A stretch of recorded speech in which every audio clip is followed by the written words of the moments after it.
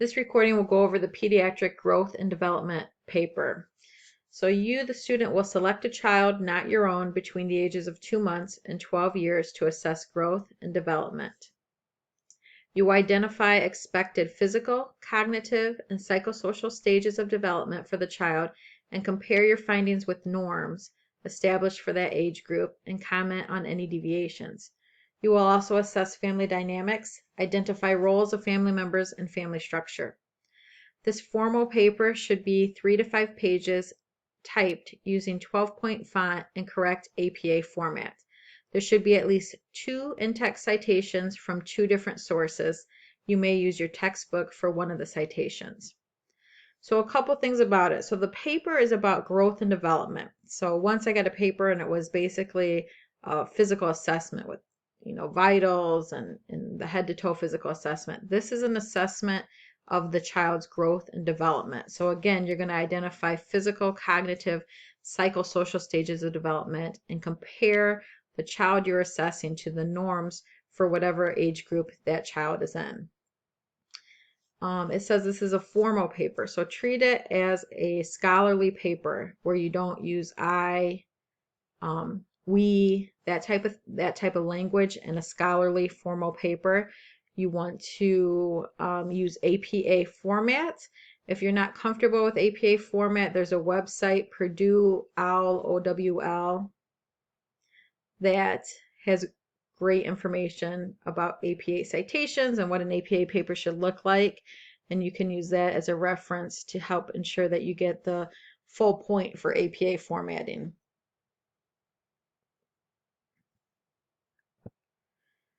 Your homework for this first week of class includes that you email me the age of the child you're going to do your paper on by next week. And again, that's just so that you're thinking and you're setting things up and you're moving forward with this project.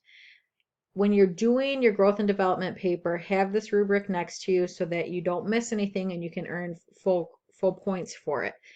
I would ask that you put headers in your sections so that I can easily identify that you are addressing each of these different content areas that we need to talk about. A lot of times in papers, is there a health promotion? The parental education might be difficult to pull out. I'm not sure if the parental teaching is being addressed.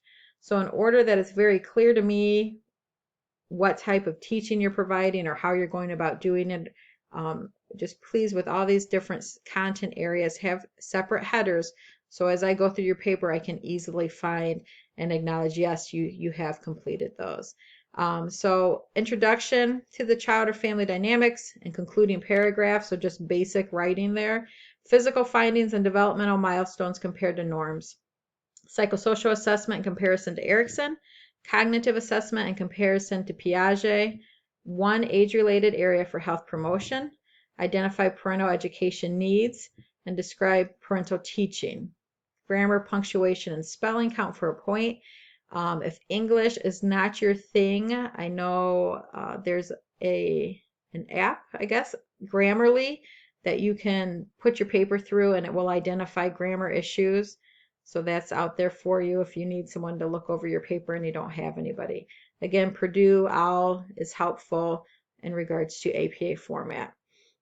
You want to submit a copy of the rubric with your paper and you will be required to submit it electronically. So let's talk about what resource, how you can use your textbook, I guess, as a resource in creating this paper. So chapter 5 in your textbook is titled Health Promotion for the Developing Child. So if you go to chapter 5, pause the video and flip through it, you'll see that the chapter covers patterns of growth and development. It provides information about Piaget and Erikson. And again, for whatever age group you choose, that information will also be in the ATI Nursing Care of Children textbook that you have. It provides information, chapter 5, about assessment of growth and assessment of development. On page 72, it talks about the Denver Developmental Screening Test, which is a test that's used to analyze a child's development.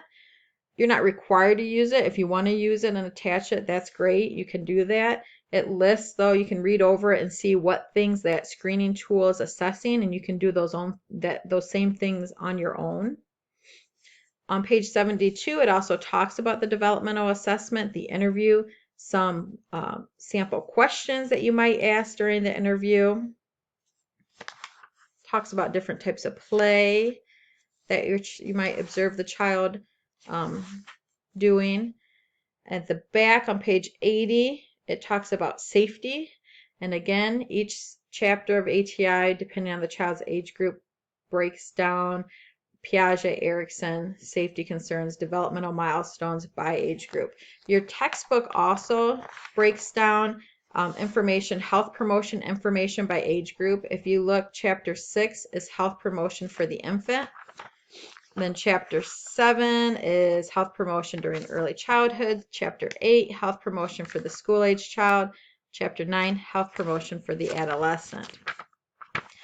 So depending on what age group the child is that you decide to do your paper on, you would then look at that specific chapter in your textbook and or the ATI chapter that goes along with it, because that's where you're going to find the summary of the growth and developmental milestones for that age group of child. So using that chapter, it will give you an idea of what you're going to be addressing in your paper and what the norms are for that. And again, that will be, you'll be looking at what the child's displaying in terms of development, and you'll compare it to the norms.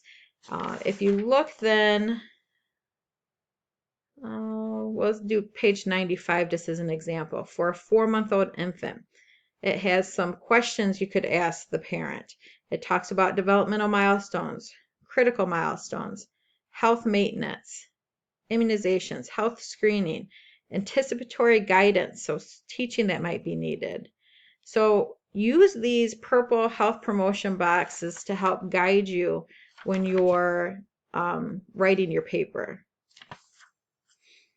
And then in the text also, at the end of each health promotion or towards the end, they'll have information about safety. Well, this one's actually on page 96.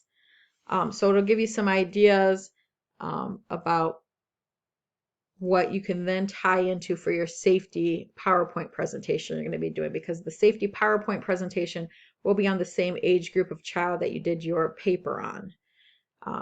And maybe part of the safety will be part of the parental education and parental teaching that you're doing also. So step 1, decide what child you're going to do your paper on that you're going to assess between the ages of 2 months and 12 years of age, not your own child. Okay, you want to email me that age.